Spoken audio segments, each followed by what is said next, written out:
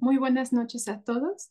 Este es el tercer ciclo de conferencias que tenemos que se titula Arqueología e Intercambios Regionales y en esta ocasión tenemos nuestro segundo invitado, que es el arqueólogo Alfonso Padilla López.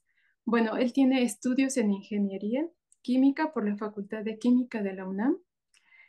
También tiene estudios en arqueología por la Escuela Nacional de Antropología e Historia. Ha participado en varios proyectos de excavación arqueológica y sus líneas de investigación se han centrado en los primeros pobladores de la Cuenca de México y sobre todo en el complejo cultural Mezcala, que se desarrolló en el actual estado de Guerrero y sur del estado de México. Actualmente contribuye en el desarrollo y aplicación de la morfometría geométrica con estadística multivariada en colecciones de objetos arqueológicos como método de clasificación.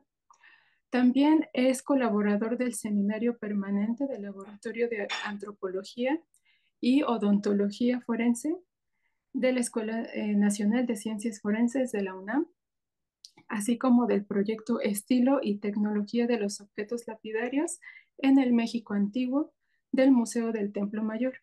Actualmente se encuentra en proceso de titulación de la maestría en estudios mesoamericanos. Bienvenido, arqueólogo. Gracias a todos por interesarse en el tema. Voy a platicarles un poco sobre la cultura mezcala, un referente importante para comprender varios fenómenos sociales que existieron en aquel momento prehispánico en la Mesoamérica de antes de la conquista de México y sobre todo fenómenos interesantes que se están dando en la actualidad y que espero platicar, aunque brevemente, pero para que tengan una idea de qué es ¿por qué la importancia que quiero resaltar en este caso de la mezcala? Entonces, pues lo que ven ahí son unas piezas del del Templo Mayor, son piezas de mezcala, probablemente sí sean manufacturadas en la zona de Mezcala, pero también probablemente pues hayan sido, algunas otras hayan sido manufacturadas aquí mismo en el Templo Mayor. Entonces, les quiero ubicar rápidamente dónde se encuentra el área, la región de Mezcala. Esto que vemos ahí abajo en una eh, área en color fucsia o rosa, pues es el área de Mezcala, es un área relativamente pequeña, pues tiene una extensión no muy grande. Esto es nada más considerando su área nuclear, porque desde el siglo pasado, pues ya hay algunas investigaciones que proponen, sobre todo de Miguel Covarrubias, este artista polifacético que ya por ahí del año 1948 proponía que pues iba desde donde está marcado por aquí, en la parte sur donde está Chilpancingo, hasta el norte donde está marcado este sitio en el Triángulo Verde que dice Sultepec, ya en el Estado de México. Él identificó varios estilos dentro de estas figurillas o de estas piezas manufacturadas en piedra que pues le decimos lapidaria. Yo quiero marcar únicamente esta parte que desde mi perspectiva o con el análisis que he realizado, pues veo que esta zona es la nuclear, no porque pues yo lo determine así, creo que ya incluso no solamente Covarrubias, sino incluso algunos otros investigadores pues han determinado que más o menos por ahí estaría la parte nuclear. Entonces, pues esa es la referencia, no está en el centro de Guerrero, tampoco está en el sur, está ya de hecho en la parte norte del estado de Guerrero. Él es William Niven. Niven es el primer explorador que tenemos registro que llegó a Guerrero por ahí de 1890 y empezó, como todos los exploradores, pues a interesarse por las piezas arqueológicas con la intención de obtener algún beneficio económico, o comerciarlas, o intercambiarlas, prestarlas a los museos para obtener algún beneficio. Es un escocés que llegó a Estados Unidos primero, luego a México, y su interés era básicamente explotar el sector minero de lo que entonces era el estado de Guerrero, muy prístino todavía, en esta parte de la explotación de las minas. Y pues lo podemos ver ahí con su martillo, el arma, los guantes, las botas, porque este es un minero. Pero pues desde 1890 empezó parte de los permisos que tuvo, de las concesiones que tuvo mineras, también se interesó mucho en las figuras mezcala, en las piezas mezcala, y pues es lo que vamos a ver más adelante. Estas son varias piezas mezcala. Esto es lo que le decimos la lapidaria, porque pues es básicamente son piedras manufacturadas que están pulidas, bien trabajadas, y esta lapidaria pues tiene varias formas, pueden ser de diferentes tipos de animales, pueden ser, algunos le dicen que son maquetas, pero lo que más abunda son las figurillas, como en este caso, que son formas antropomorfas. Tienen la forma humana y luego las que únicamente representan el rostro. A eso, la representación en el rostro, pues le decimos máscaras. Hay algunas que tienen un gran volumen y pues bueno, ya más técnicamente o para separarlas le decimos que son cabezas, pero cuando son planas y únicamente está la representación del rostro y por detrás son planas, pues solemos decirles máscaras. Entonces, pues vean, en general la lapidaria y mezcala es muy estética porque tiene los rasgos son apenas sugeridos, tiene mucha abstracción en el rostro, sobre todo en las figurillas que están en la segunda línea. Los rasgos están muy, muy esquemáticos, apenas son solo líneas o trazos, incisiones que separan los planos del cuerpo para separar la cabeza del resto del tronco, para separar los dos pies, los brazos, son muy esquemáticas. Y eso no solamente gustaba mucho antes, al parecer, sino ahora mismo también en estos tiempos. Pero la cultura mezcala pues no solamente hacía eso, sino que al estar influenciada por otras culturas, pues también empezó a mezclar, digamos, los estilos de otras culturas de las que tuvo conocimiento con los estilos que la misma cultura mezcala haya generado. Entonces aquí vemos dos grandes propuestas de lo que ha sido el alcance de la cultura mezcala. En este caso, el área en rojo pues es la provincia mezcala que Covarrubias propuso por allá de 1948, cuando decía que pues se originaba básicamente por ahí en el centro norte de Guerrero y que llegaba al sur del Estado de México. Casi 50 años después, por ahí de 1997, la doctora Rosa Reina Robles propone que la cultura mezcala pues sería más bien un área de más del doble y que llegaría incluso hasta Michoacán por la parte de la izquierda en esta especie de cuña. Sin embargo, en realidad la evidencia, tanto para expandir el área más al norte hacia el Estado de México como para el oeste hacia Michoacán o el oeste de Guerrero, la evidencia es muy pobre todavía, es muy baja, necesitaríamos tener más evidencia o más datos. Y pues hasta ahora no hay muchos. Uno de los más fuertes es el hallazgo únicamente de esta pieza que estoy poniendo aquí en el mapa. Este, aquí, esta pieza que está aquí es un pendiente muy pequeñito de apenas unos centímetros y como pendiente pues se asemeja mucho a unos que se encontraron por acá en el sur, en el municipio de Chilpancingo, en la capital. Y entonces esta semejanza entre algunos otros datos pues hacía proponer a la doctora Reina Robles que aquí probablemente pues hubiera también presencia mezcala, pero los datos son todavía no lo suficientes, creo yo, para poder determinar que la cultura mezcala hubiera estado hasta allá. Lo que sí tenemos como evidencia muy clara es que los núcleos están por acá de este lado y esto lo vemos, los vemos representados en cinco grandes grupos estilísticos. Cinco formas de hacer estas piezas mezcala y estas las determina Miguel Covarrubias en 1948 y son tan eficientes o eficaces en la manera en cómo se les puede identificar que las seguimos pues trabajando básicamente a la fecha con con algunas variantes, pero en general siguen siendo estos cinco.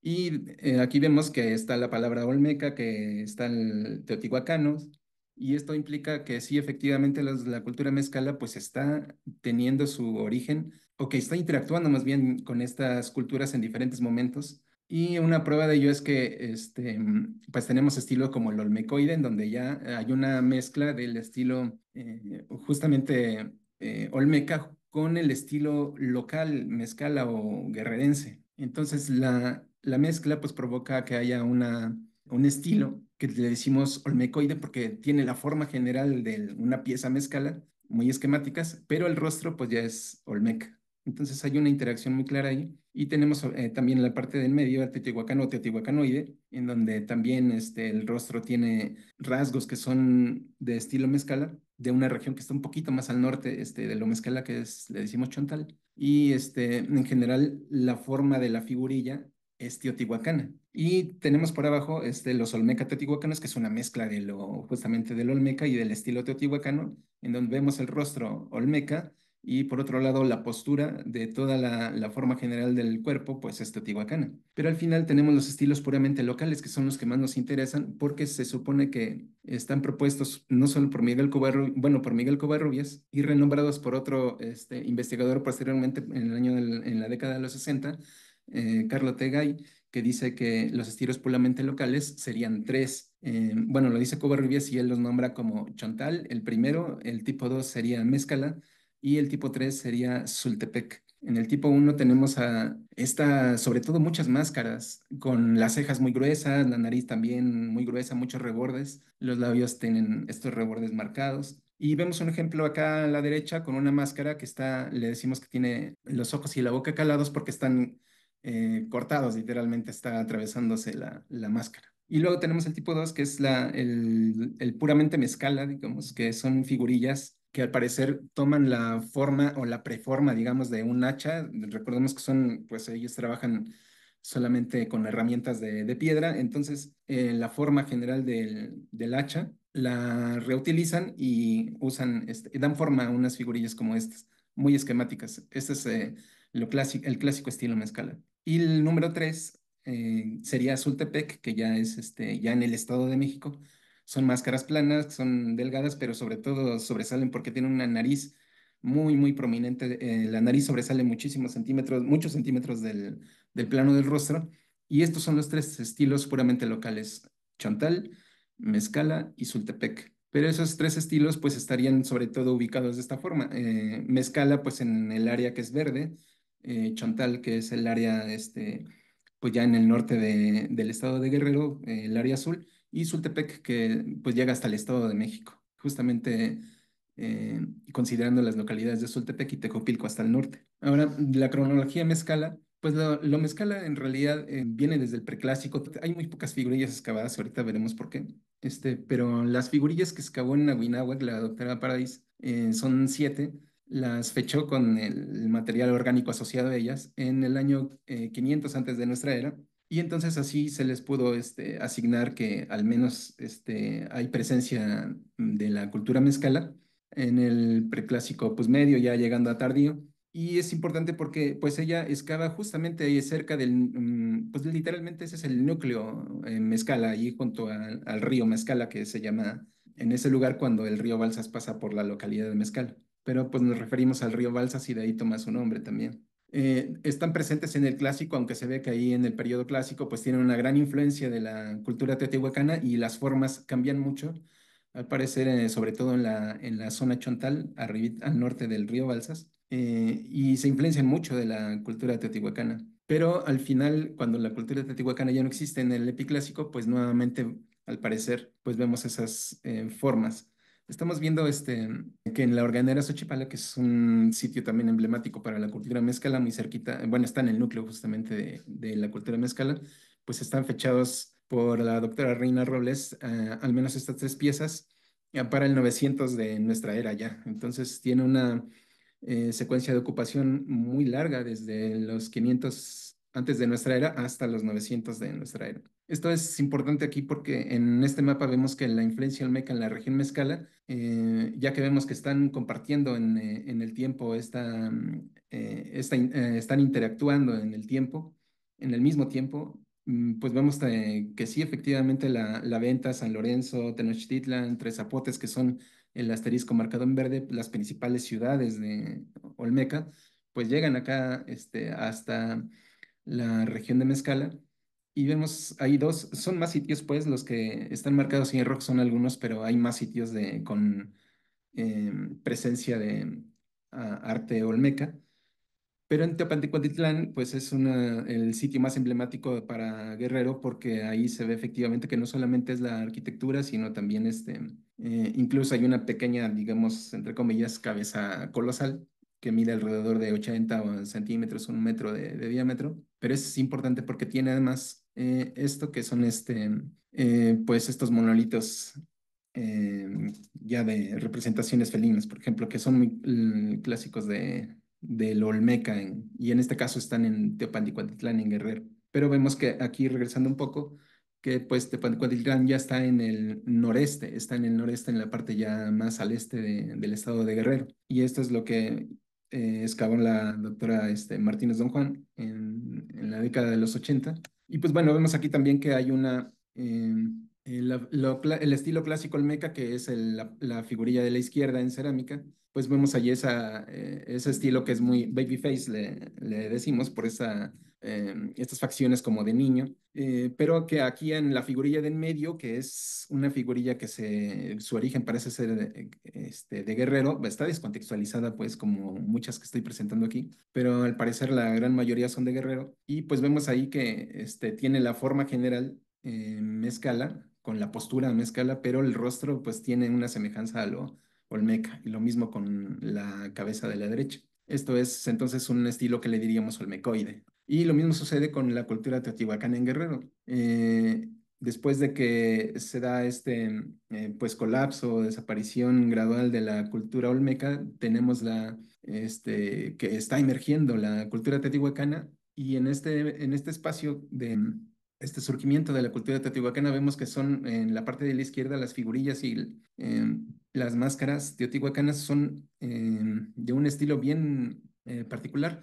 Tienen una postura igual vertical, muy rígida las figurillas, son muy simétricas o tienden a ser simétricas, igual que las máscaras. Pero en el caso de la derecha, que vemos figurillas también que ya no cumplen exactamente con esos estándares en cuanto a su posición, porque las manos suelen estar dirigidas hacia el vientre, cruzadas. Y en el caso de las máscaras, pues ya no están con esa definición tan clara en los rasgos, sino que suelen tener los ojos un poco más como grano de café, pues. Y a veces incluso nada más unas incisiones a modo de rasgos faciales. Entonces, sabemos que hay una interacción con Teotihuacán porque hay una proliferación importante de este estilo teotihuacanoide que tiene influencia teotihuacana, pero está generado en Guerrero. Y pues bueno, lo otro que es importante pues, y que les quiero comentar es que aquí en estas piezas mezcala que se han podido recuperar en contexto arqueológico, pues la verdad es que han sido bien poquitas porque únicamente tenemos 27 figurillas. Todas esas que ven, pues las amarillas y las rojas no tienen información.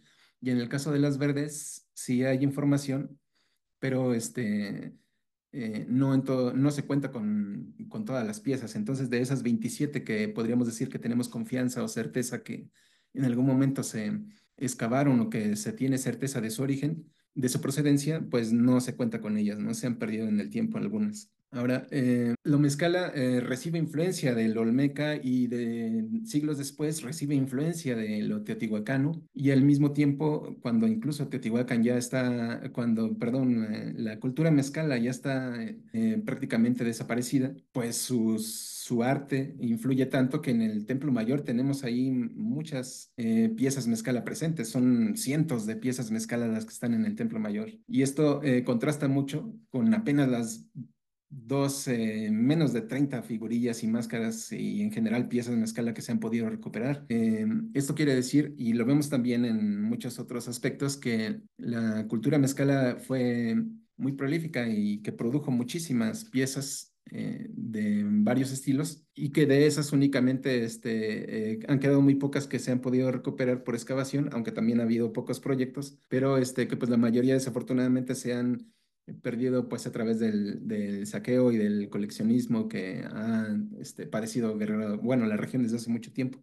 Pero ahí en este diagrama en planta, en el Templo Mayor, vemos que muchas de las ofrendas que están ahí señaladas cuentan entre sus piezas con varias máscaras y figurillas de estilo mezcala, y son varios cientos. Les gustaba mucho. Y aquí vemos un ejemplo de cómo en la cámara 3 uno de los espacios más importantes que tiene una gran cantidad y variedad de materiales, entre ellos piezas mezcal, pues se encontró a la izquierda, pues vemos cómo estaban todavía con la cubierta de tierra, pero ya a la derecha le quitaron la primera capa de tierra para poder tomar las fotografías y apreciar mejor la composición que en ese tiempo en ese momento guardaban las piezas. Y en el caso de la cámara 2, que es también otro espacio emblemático donde se encontraron muchísimas piezas, pues vemos ahí que la gran mayoría de lo que sobresale ahí son piezas mezcala, son máscaras y figurillas que están ahí en una configuración, en un orden bien establecido, y pues no están puestos al azar, por supuesto, pero pues llama la atención básicamente, y lo que quiero resaltar es el enorme cantidad el número tan grande de piezas mezcala que se ven ahí. Ahora, en el Templo Mayor, pues ya no únicamente se quedaron, como ya no conocieron o interactuaron directamente con la cultura mezcala, pues lo que sucedió es que toman las piezas y las resignifican, o quizá aunque hubieran interactuado con ella directamente, habrían hecho quizá lo mismo, resignificarlos, porque vemos aquí que sobre todo a las piezas, por la parte de atrás, en el reverso, les hacen glifos o dibujos alusivos al agua en diferentes aspectos, ¿no? Vemos, por ejemplo, que en medio la figurilla de la derecha, que tiene la cara cubierta literalmente todo de pigmento rojo, pues son un dibujo que está recordando a Tlaloc, ¿no? Igual que los demás dibujos tienen motivos alusivos al agua. Esa es una resignificación importante que se estuvo dando con los mexica porque, pues, si bien no sabemos pues cuál haya sido la finalidad de tantas piezas, sabemos que pues algún uso parecido tuvieron que haber tenido, o algunas de ellas, pero los mexicas le dieron una resignificación literalmente diferente, ¿no? Pero hay un problema con lo que comentaba hace un rato, es que el problema de la falsificación pues ha traído bastantes problemas subsecuentes, y esto es que no podemos clasificar adecuadamente los materiales porque suele pasar que en las colecciones o en los mismos museos pues hay piezas que parecen genuinas y la verdad es que no lo son. Y también hay artesanos realmente buenos que pues hacen un trabajo no con el afán de producir el estilo, pero dándole un toque diferente para que se puedan identificar las piezas o separarlas de las que sí son genuinas, sino que tratan de reproducir exactamente las piezas como son. Y esto trae problemas porque en las colecciones desde el siglo pasado o inicios del siglo pasado, muchas colecciones o coleccionistas estuvieron acumulando piezas, pero pues gran parte de ellas o un porcentaje importante de ellas son falsas con toda certeza, ¿no? Y aquí vemos una familia que se está dedicada desde en los años 80, pues está dedicada completamente a la reproducción de las piezas arqueológicas de acá, de allá de Guerrero. Y pues trae problemas también porque vemos aquí que estas son dos piezas que están en la colección de Mezcala del Museo Nacional de Antropología. A la izquierda pues vemos, probablemente sea una pieza genuina o no, hay que terminar de hacerle los análisis, pero pues vemos cortes muy rectos, un estilo que no se parece a las máscaras Mezcala ni a las máscaras Chontal, y menos a la Zultepec, que son de nariz muy, muy larga. Y pues vemos cortes muy rectos además, muy, muy simétricos, muy bien definidos los planos, pero sobre todo muy bien pulida. Y en el caso de la derecha, pues vemos que no tiene un estilo tampoco definido porque pues especie de tocado que tiene hasta arriba, no sé exactamente qué sea, no lo he encontrado nunca forma, pero los cortes son muy burdos en este caso, o sea, se notan los cortes de una posible máquina eléctrica. También ahí pues parece que el artesano quiso mezclar diferentes estilos, entre que a lo mejor una cara regordeta que no le veo estilo al cual le pudiera asociar, pero al el resto del cuerpo pues una postura a lo mejor un poco como teotihuacana. Pero lo importante es lo que tiene escrita a la derecha la figurilla y dice paso. Esta es una pieza de la colección del Museo de Antropología, pero recordemos que tanto las piezas del Museo de Antropología como las del resto de los museos, exceptuando el Museo del Templo Mayor, pues todas proceden de colecciones de donaciones, de confiscaciones incluso, de compras. Su procedencia es una incógnita, no se sabe. Las personas a quienes los coleccionistas del siglo pasado se los compraban, pues les decían lo que el coleccionista quería decir, seguramente. Así es que no sabemos en realidad la procedencia de ellas. Le voy a platicar una técnica para poder abonar un poquito, no lograrlo, pero sí abonar un poquito en el esfuerzo para diferenciar las piezas, y esto es aplicar una técnica estadística, la morfometría geométrica para la clasificación de estos y otros materiales. Pues bueno, ahí tenemos básicamente que es un protocolo muy largo, es un proceso más bien muy largo, pero en resumen, pues para no agobiarlos únicamente, el hecho es, hay varias maneras, en dos dimensiones, pues tomarles una fotografía, por ejemplo, a las piezas, hacer un protocolo estricto para poder tener un orden correcto, y con las fotografías hacer un marcado en el área que se va a destinar al análisis. En este caso, yo analizo el rostro para poder tomar los rasgos faciales justamente y poder discriminar a partir de ellos a las piezas, porque puede ser que los cuerpos sean muy diferentes, pero en este caso no lo estoy considerando así, sino únicamente estos puntos específicos en el plano del rostro. los ojos, la nariz, las orejas, la forma general de de la cara, la boca, si están abiertos o cerrados, en fin, este tipo de rasgos que de alguna forma, manera, pues esto sería capturar la forma del rostro, la forma general del rostro y poder compararlo con el resto de las piezas para poder hacer una clasificación después a partir de estos análisis. Entonces, a la izquierda vemos que hay una separación entre el estilo teotihuacano y teotihuacanoide, y a la derecha vemos un claro estilo mezcala, en donde están marcados a la derecha, pues estos rasgos muy abstractos y a la izquierda estos rasgos firmes, rectos, rígidos de lo teotihuacano. No solamente es la aplicación en este sentido, pues hay técnicas que en este caso pues se están aplicando aquí, que son la de los rasgos faciales, con, bueno, algunas técnicas de la antropología forense, pero pues se han aplicado ya la morfometría geométrica en muchos otros ámbitos. La morfometría geométrica, para comentarlo así rápido, pues es una técnica que desarrollaron en biología para poder discriminar las diferentes especies o individuos de las especies que luego tienen presentes y que se les complica mucho estudiar, y la morfometría geométrica puede a veces capturar detalles que para el ojo humano no es posible observar adecuadamente o discriminar de una manera adecuada o eficiente, y entonces eso ayuda mucho para poder diferenciar algunos rasgos. Desde por ahí de 2010, quizá unos años antes, se ha venido aplicando la morfometría geométrica en algunos campos de la arqueología, y pues este es otro ejemplo, ¿no? Que están haciendo por allá en el sur, en Argentina, aplicado a puntas de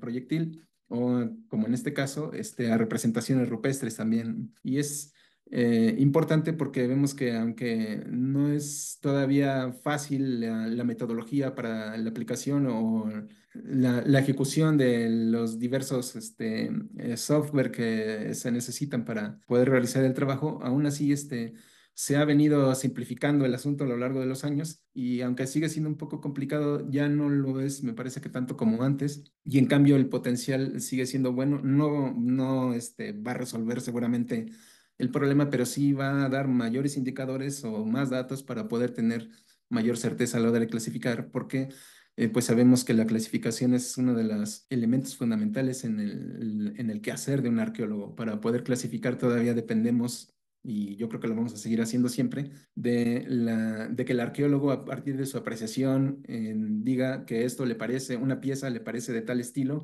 o de tal cultura, y así es como le asigna su temporalidad incluso, o hasta su posible procedencia, ¿no? Y esto no siempre llega a ser correcto, entonces se ha llegado a tener errores en donde pues una cultura simplemente le gusta el estilo de otra y lo copia, lo hace suyo, pero no quiere decir que esos nuevas piezas estén haciéndose en donde se originó el estilo, sino que son copias literalmente, ¿no? Aunque sean prehispánicas.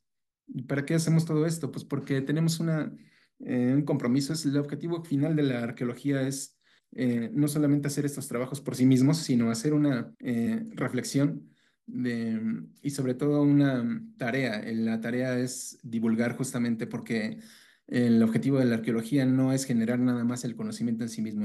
Ese es un medio. La generación de conocimiento, la obtención de la información, es un medio para poder justamente llegar al objetivo, que es la divulgación de ese conocimiento y de esa información, para que los sujetos a quienes debemos de dar la información, que en este caso es el público en general o la población en general, pues sepan que esto que da identidad, sentido de pertenencia, arraigo, pues es mucho más diverso y quizá a lo mejor hasta más complejo de lo que le hubieran imaginado. Entonces, tenemos un compromiso, y eso es pues lo que debemos de tratar de cumplir siempre. En el caso de la arqueología, junto con las otras disciplinas, pues estamos en ese camino. No siempre es fácil, pero pues estamos en el proceso. Y eso es todo.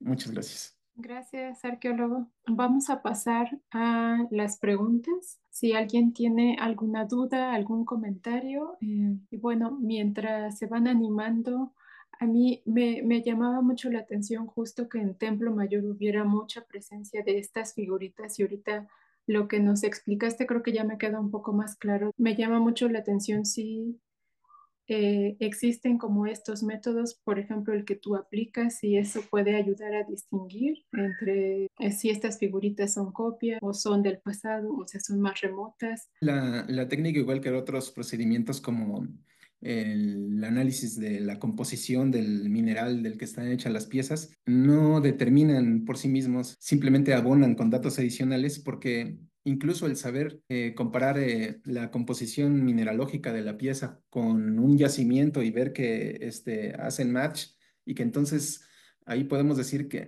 ya sabemos de dónde es de dónde viene. Entonces, sabemos que ese yacimiento de donde salió esta pieza, pues viene del río Balsas, ¿no? Y entonces, pues en consecuencia decimos, sí, es mezcal, pero esa es solo la materia prima, no sabemos si lo hayan manufacturado ahí o no, ¿no?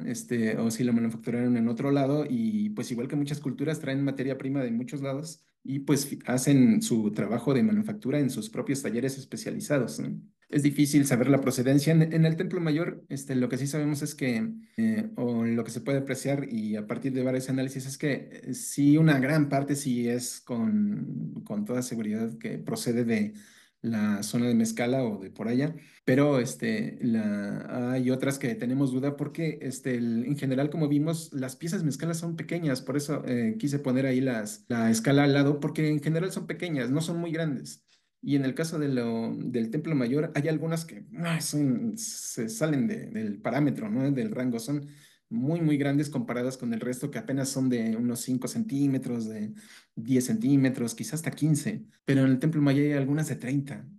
Son muy, muy grandes. Pues eso es lo que pues hace que algunos investigadores, como Adrián Velázquez o Emiliano Melgar, pues propongan que esto es un estilo llamado estilo imperial Tenochca, porque pues es como, pues ellos parece que reflexionan los mexica y dicen, este estilo me gusta, yo lo quiero reproducir, pero le voy a dar mi toque y mi toque va a ser un formato mucho más grande.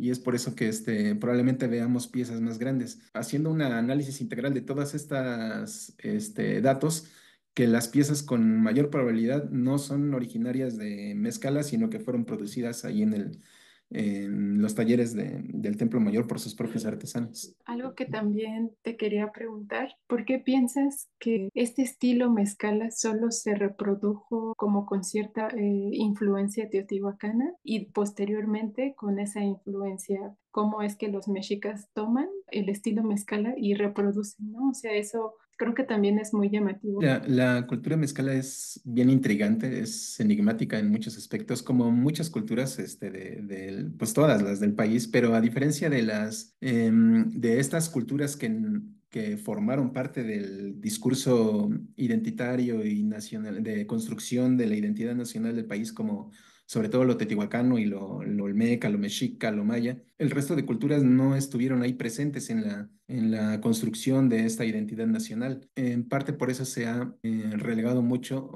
ha habido mucho desinterés, ¿no? En general para su estudio, pero vemos que ha sido y es un arte que llama muchísimo la atención. Yo creo que esa es la principal razón por la cual los mexica traen, o mandan traer muchas piezas de allá, porque cuando los mexica, lo que yo veo, esa es una apreciación mía, lo que yo veo es que, pues a la cultura mezcala llega hasta el epiclásico, pero después cuando los mexica tienen el apogeo, ellos ya no están ahí. Es a lo mucho un conjunto disperso de asentamientos sin cohesión, sin orden, y sin estructura social, pues bien definida como lo llegarían a tener en algún momento. Pero cuando los mexica ven estas piezas, pues les gustan mucho, igual que le gusta a la gente ahora, y voy a decir luego por qué.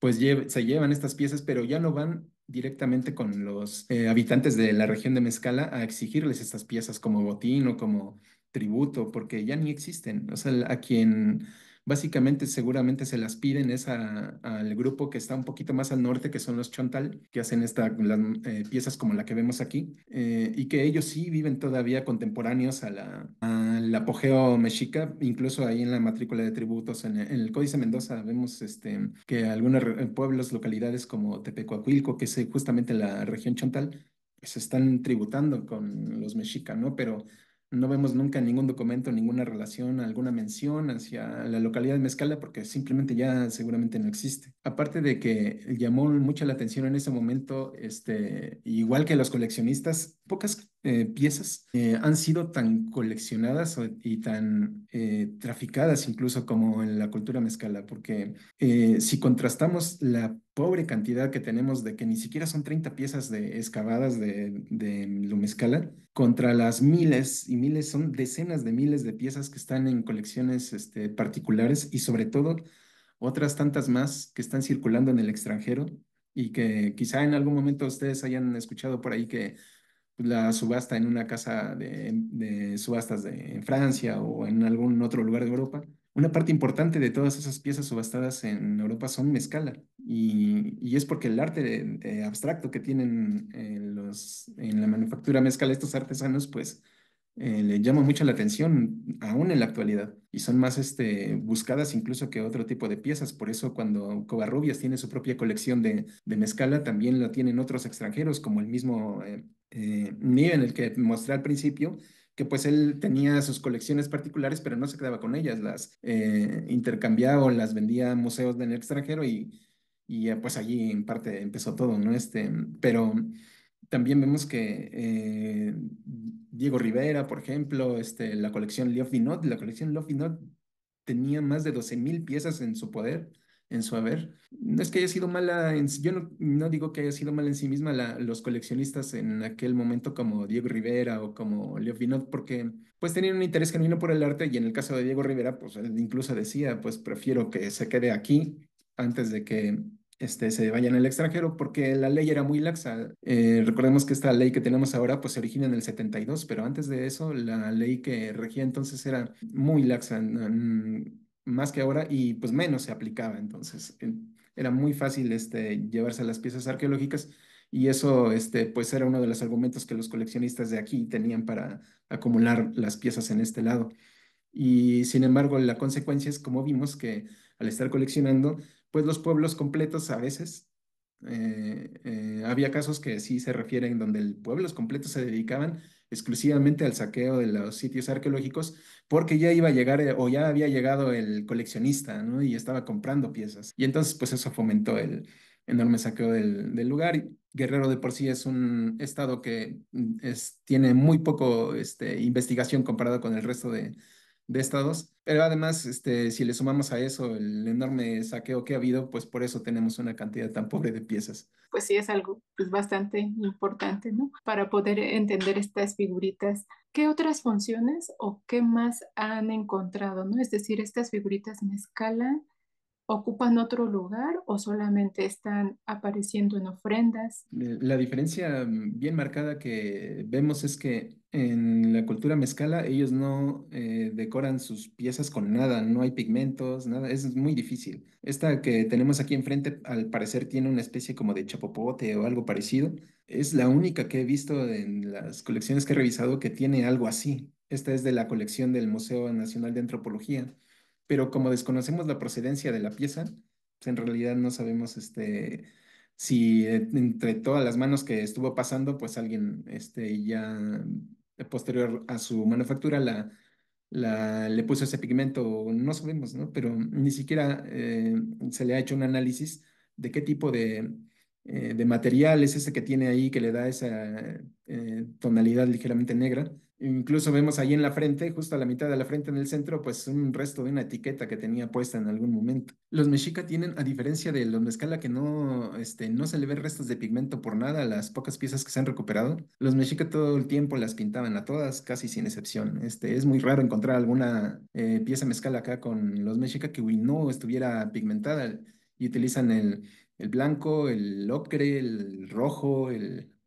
negro sobre todo, y lo hacen siempre, casi siempre con los motivos alusivos a Tlaloc, ¿no? O a la lluvia, porque aunque están las figurillas mezcala dispuestas en muchas ofrendas a todo el derredor del Templo Mayor, gran parte de ellas están decoradas con con pigmentos de este tipo, y yo creo que en gran parte se debe a que los mexica pues en esta como soberbia casi natural que tenían de sentirse, como dicen en su cantar, los cimientos del mundo, pues resignifican todo, le dan un nuevo sentido a las cosas y esa resignificación pues está en que manifestada allí, no solamente en que ellos le van a dar un toque posiblemente a estas nuevas piezas a manufacturar con ese estilo, pero más grandotas porque pues, somos mexicas, pues.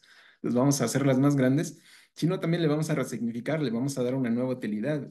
Quién sabe cuál, yo creo que reflexionaron en parte así, ¿no? Quién sabe cuál haya sido la finalidad que tenían estas piezas, pero pues ahorita le vamos a dar esta. Y lo mismo sucede con las piezas teotihuacanas, porque los mexicas también, pues fueron igual, de estos saqueadores que fueron a excavar a Teotihuacán y pues trajeron muchas piezas igual de allá. Entonces es una idea más o menos generalizada que pues en parte, gran parte de la colección de estilo teotihuacano que está ahí en el Templo Mayor pues procede de Teotihuacán. Pero también está la idea de que los mexicas estaban al mismo tiempo que copiaban el estilo mezcala, también imitaban el estilo teotihuacano. Tenemos, por cierto, allá a los costados del Templo Mayor, pues dos templos de claro estilo arquitectónico teotihuacano. Entonces, ahí está clarísimo, ¿no? Bien decorados y con la arquitectura innegable teotihuacana.